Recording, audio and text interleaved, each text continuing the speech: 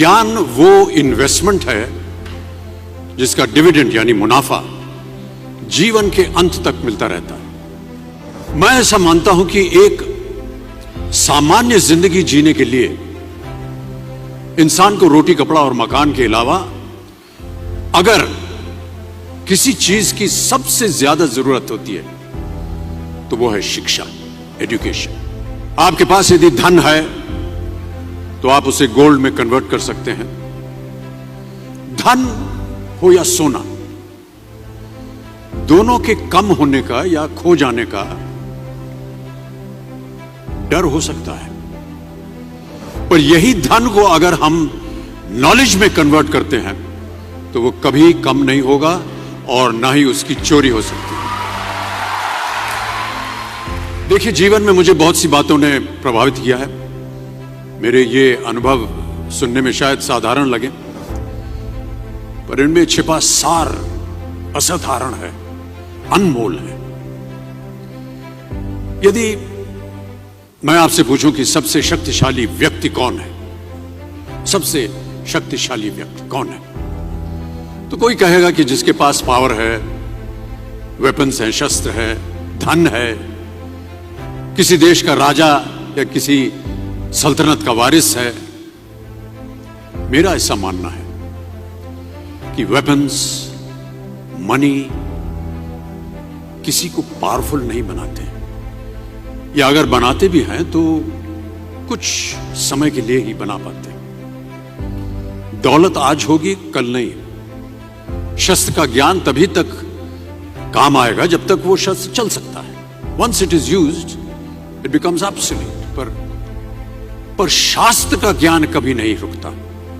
Knowledge can never be obsolete. शास्त्र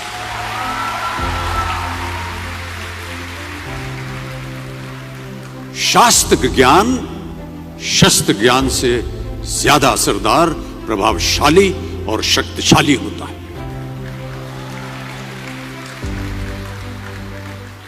अब देखिए, एक राजा ने कितने राज्यों पर विजय प्राप्त की, कौन कौन से शस्त्रों का इस्तेमाल किया, कितने सैनिक थे, यह शायद आपको याद न हो, पर जीरो की खोज किसने की, बल्ब का आविष्कार किसने किया, राष्ट्रगान किसने लिखा, ओथेलो मैकबेथ की रचना किसने की, ये आपको जरूर याद रहेगा।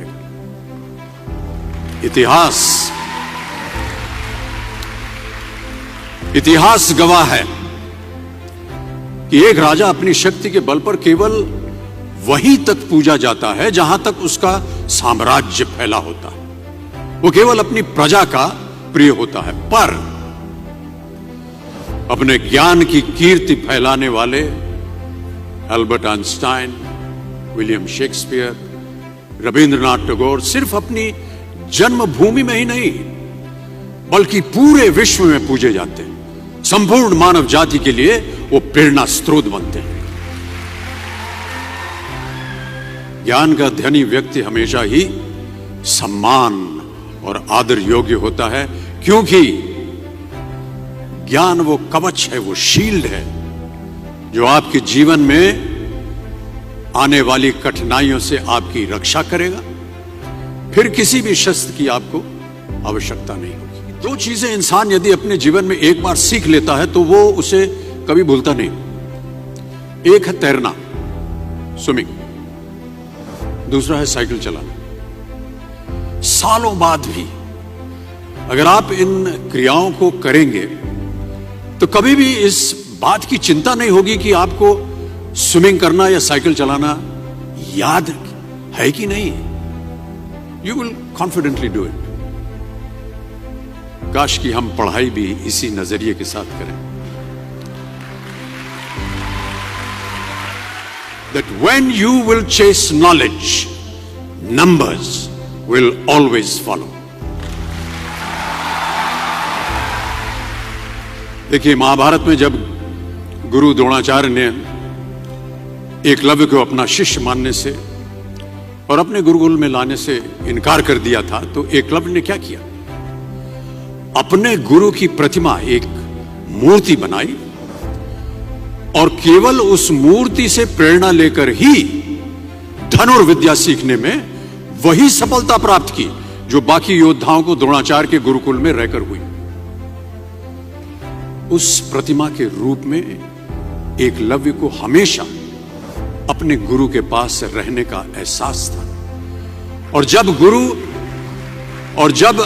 गुरु साथ में हो तो सफलता हासिल करने से आपको कोई भी नहीं रोक सकता है।